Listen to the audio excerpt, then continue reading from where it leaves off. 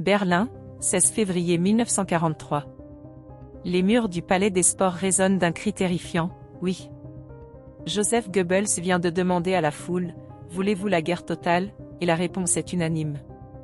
Dans les rues, les usines, les écoles, dans chaque foyer allemand, le message est clair, désormais, toute la nation doit se battre. Pas seulement les soldats, mais aussi les femmes, les vieillards, les enfants. C'est la guerre totale. Un basculement historique, une mobilisation extrême, un régime en panique qui entraîne tout un peuple dans sa chute. Alors, cette guerre totale, qu'est-ce que c'est vraiment? Comment a-t-elle transformé la vie des citoyens allemands? Et ailleurs dans le monde, d'autres pays ont-ils fait pareil? La guerre totale ne commence pas par conviction, mais par nécessité. Jusqu'en 1943, l'Allemagne mène une guerre fondée sur la rapidité, Blitzkrieg, conquêtes éclairs, divisions blindées. Mais l'échec retentissant de Stalingrad change tout. Pour la première fois, l'Allemagne recule. Alors, Goebbels propose un virage radical, mobiliser tout le pays, sans exception. Il ne s'agit plus seulement de faire la guerre au front, mais aussi à l'arrière. Chaque civil doit désormais servir l'effort de guerre, directement ou indirectement. Travailler, surveiller, dénoncer, recycler, obéir, mourir. La guerre totale, c'est la fin de la distinction entre civils et militaires. Le quotidien bouleversé des citoyens allemands.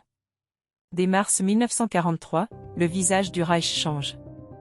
Les citoyens allemands deviennent des rouages à part entière de la machine de guerre. Les femmes, d'abord.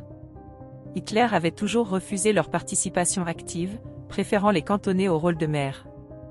Mais Goebbels et Speer, le ministre de l'Armement, imposent leur venue dans les usines. Elles fabriquent des obus, des mitrailleuses, des pièces de tank. Beaucoup doivent travailler jusqu'à 12 heures par jour. Certaines, à bout de force, s'évanouissent sur les chaînes de montage. Dans une usine d'aviation à Leipzig, des mères reçoivent l'ordre de venir avec leurs nourrissons. Une crèche improvisée est installée, à côté des machines à riveter. Les bébés pleurent au rythme des marteaux. Les enfants ne sont pas épargnés. Les jeunesses hitlériennes sont militarisées, on leur apprend à tirer, à poser des explosifs, à haïr l'ennemi. À partir de 13 ans, ils distribuent des tracts, guettent les avions alliés, participent à la défense antiaérienne. Certains se retrouvent au front en 1945, enrôlés de force dans le Volkssturm. Les personnes âgées, les retraités, les vétérans de la Première Guerre mondiale sont aussi appelés à servir. Dans des quartiers de Berlin, on voit des hommes de 70 ans patrouiller avec des fusils rouillés. Des veuves doivent collecter les vêtements usagés pour fabriquer des uniformes. Même les ressources domestiques sont mises à contribution, on collecte les casseroles, les rideaux, les jouets en métal, pour en faire des munitions. Les jardins sont réquisitionnés pour planter des pommes de terre. Une campagne de propagande proclame « Chaque potager est un champ de bataille ». Dans cette guerre totale, l'État nazi renforce aussi le contrôle de la population.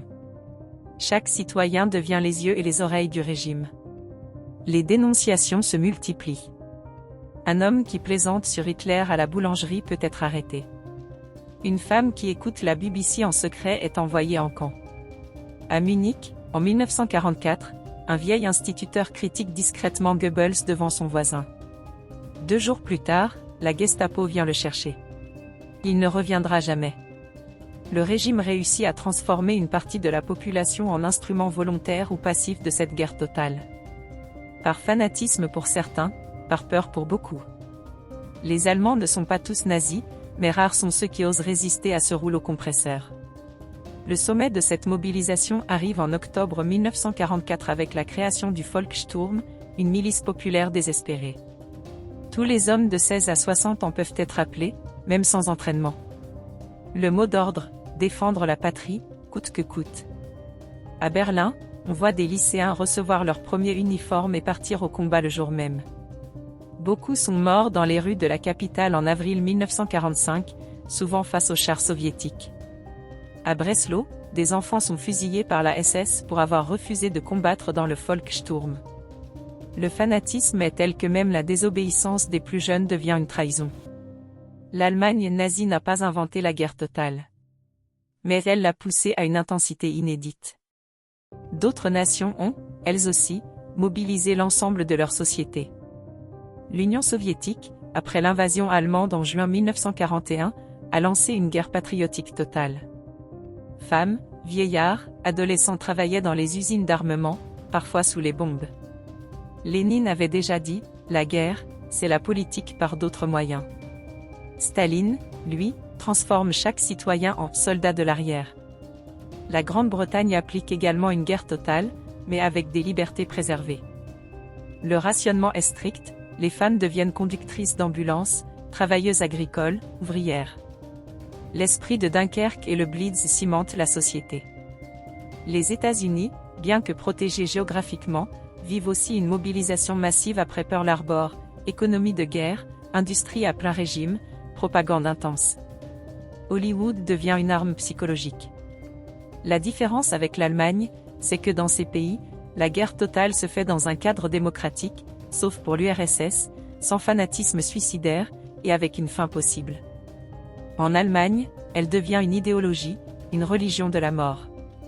La guerre totale n'a donc pas sauvé le régime nazi. Elle a transformé les citoyens en soldats, les enfants en chair à canon, les villes en forteresses de ruines.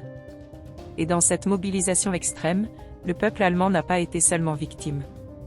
Il a été acteur, parfois volontaire, parfois passif, souvent écrasé. En voulant faire de chaque citoyen un soldat, le régime nazi a montré son vrai visage, celui d'un pouvoir prêt à tout détruire pour retarder l'inévitable. Merci d'avoir suivi cette plongée dans les ténèbres de la guerre totale.